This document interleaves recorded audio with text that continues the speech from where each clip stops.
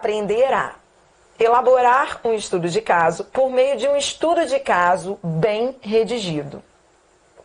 Bom, nesse estudo de caso, o tema era improbidade administrativa. Era uma questão, né, de uma prova, então essa questão era um estudo de caso. E as perguntas relativas ao estudo de caso vinham assim, dessa forma, né? Sob forma de itens numerados. E é por meio desse estudo de caso que eu vou ensinar a você as técnicas. Bom, então a primeira pergunta que se faz é: como introduzir um estudo de caso? Então vamos lá. Todo estudo de caso, qualquer estudo de caso, será um texto predominantemente expositivo. Adriana, o que é isso, predominantemente expositivo? No estudo de caso, o aluno não poderá emitir opinião. O texto é expositivo e não argumentativo. Então, essa é a minha primeira dica, tá?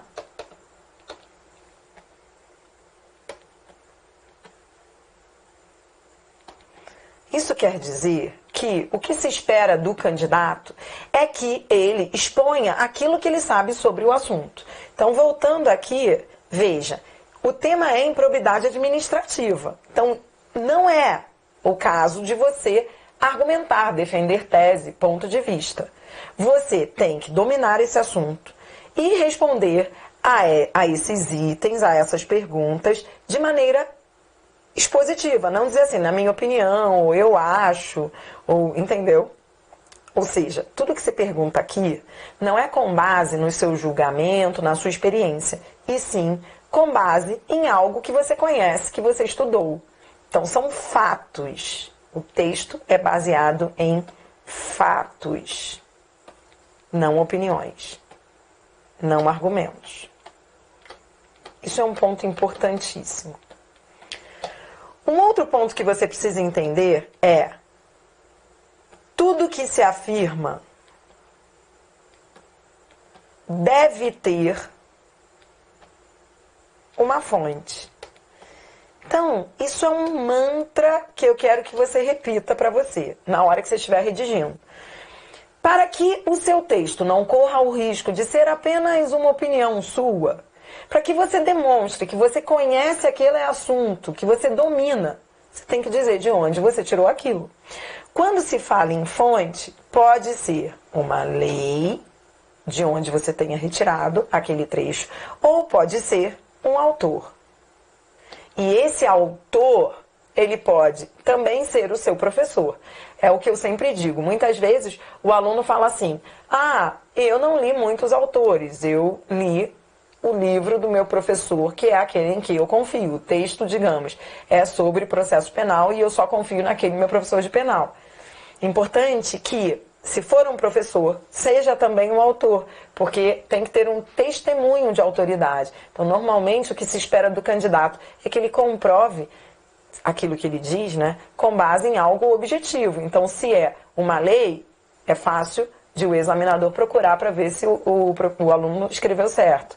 Se for um professor, tem que ser um professor que tem escrito, então, um livro, porque assim alguém pode conferir. Você tem sempre que pensar que aquilo que você está dizendo pode ser conferido por alguém, né? Então, por isso que tem que estar concretamente ali provado, ou numa lei, ou em algum livro, tá bom? Mas, o que você afirma, para que não tenha um tom de opinião, ponto de vista, tem que ter amparo legal. Ou amparo de um testemunho de autoridade, tá bom? Olá, vou interromper aqui este vídeo e te fazer um pedido muito especial. Não deixe de se inscrever no meu canal. Você vai ter acesso a mais vídeos como esse e vai ser avisado das aulas gratuitas. Não deixe também de curtir este vídeo. Vamos espalhar conteúdo de alto nível de língua portuguesa aqui no YouTube. Tá bom? Por fim, quanto à estrutura, são só essas 3 dicas que eu quero que você não esqueça. Quanto à estrutura, ele deve ser um texto de início, meio e fim.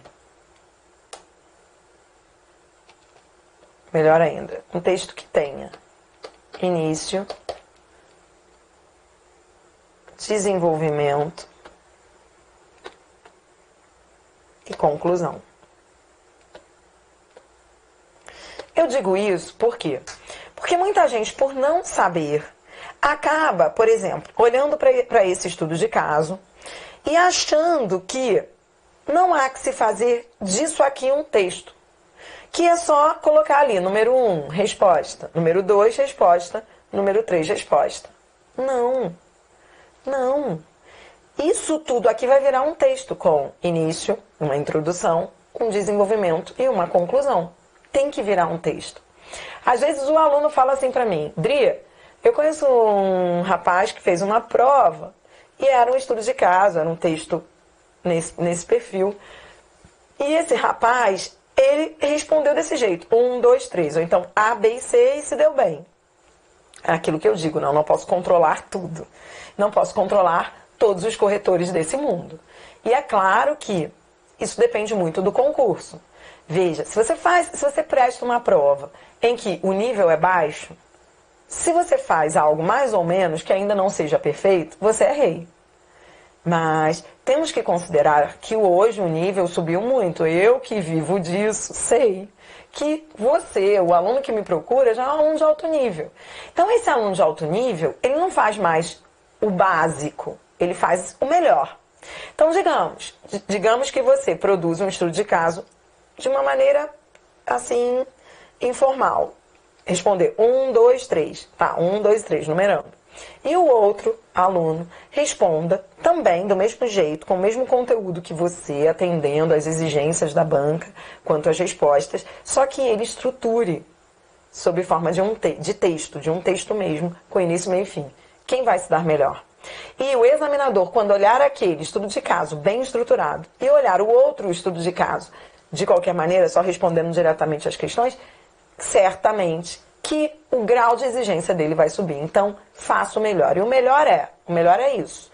É transformar o seu estudo de caso em um texto dissertativo expositivo. Entendeu? Dissertativo por quê? Porque você está falando de um assunto. Então, ele é um texto dissertativo. E por que ele é expositivo? Porque você vai expor o que você sabe. Ele vai trabalhar fatos. E esse texto, ele tem que ter início, desenvolvimento e conclusão.